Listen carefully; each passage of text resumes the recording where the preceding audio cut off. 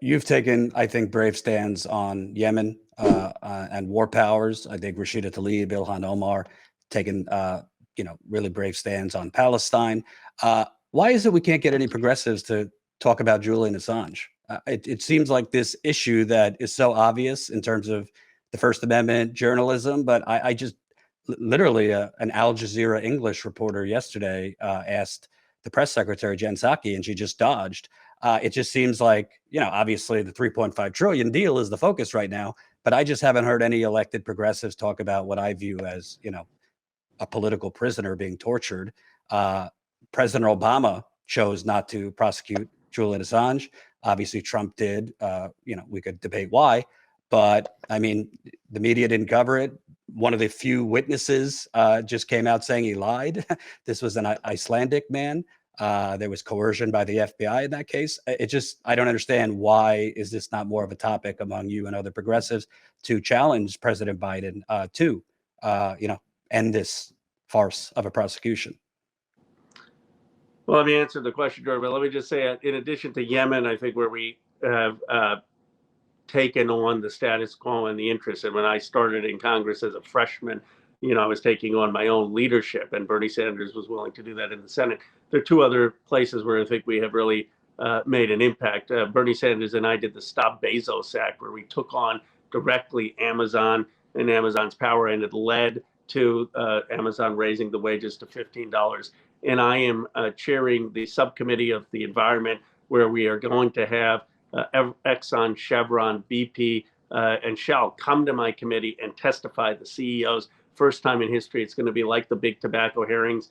And it is because I, as committee chair, along with Carolyn Maloney, are willing to use every tool in our toolbox to get these executives finally before us. So that's going to be a big moment. Those are just two other moments where I do think there's been bold leadership. Now to your specific question on Assange, I've been on the record on this, that I thought that the indictment was overbroad. I believe that you should be prosecuted if you're actually engaged in the hacking of information on a computer server, or actually facilitating someone to get classified information.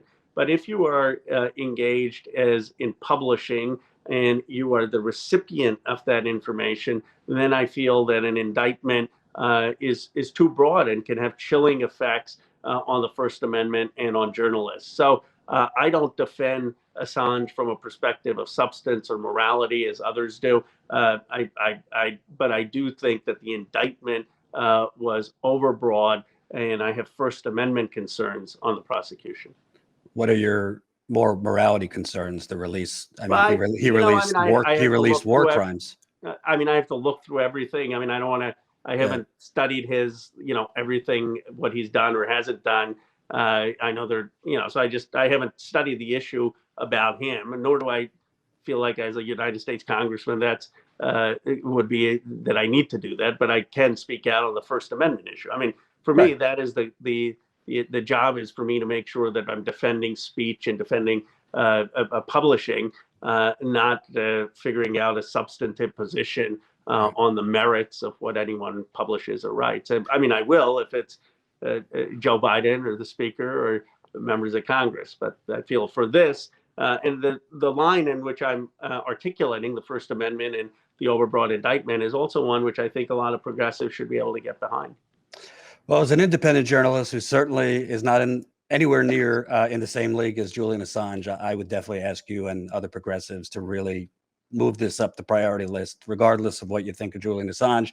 This is journalistic, First Amendment journalistic freedom. If they could go after Assange and essentially criminalize whistleblowing, they will go after myself, other more high-profile independent reporters for just about anything. And if that becomes normalized, that's just as dangerous as the things people were ranting about that Trump was doing. So I really hope you guys could reassess that and maybe fight a little louder.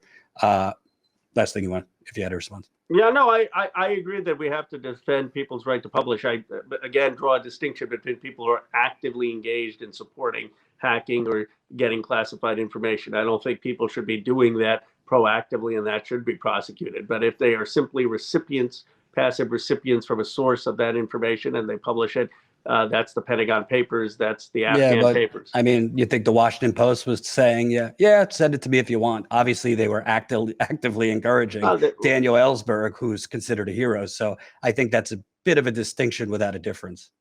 Well, I mean, I think legally there's a way to define it. And I think Wyden and we actually tried to introduce something. It's a couple of years ago. I'll have to look at it, about protecting journalism, which basically tries to make this distinction that if a journalist is getting something from a source but not actively involved in the collection of that classified information, or encouraging, where they're facilitating the breach, that they should be allowed to publish it. And that protects things like the Pentagon Papers, and will probably preserve journalistic integrity for a lot of journalistic expression for a lot of people who are independent. So that, I don't think we're that far apart. Yeah, I mean, the last thing I would say is there is no evidence Julian Assange helped Chelsea Manning hack anything. Chelsea Manning already had access to all of it. So, and the actual indictment against him was very vague.